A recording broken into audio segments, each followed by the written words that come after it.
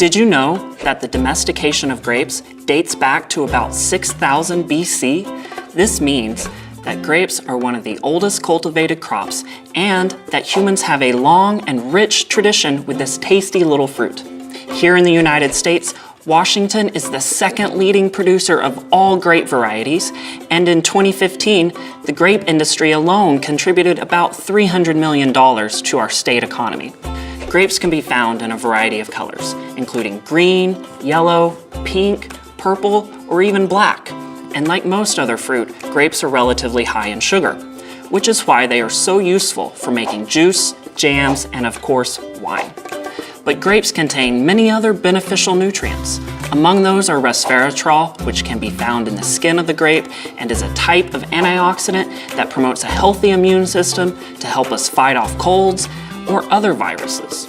And the oil derived from grape seeds is rich with vitamins and nutrients, including omega-6 fatty acids, which our body uses to help maintain normal blood pressure, lower inflammation, and many other beneficial processes.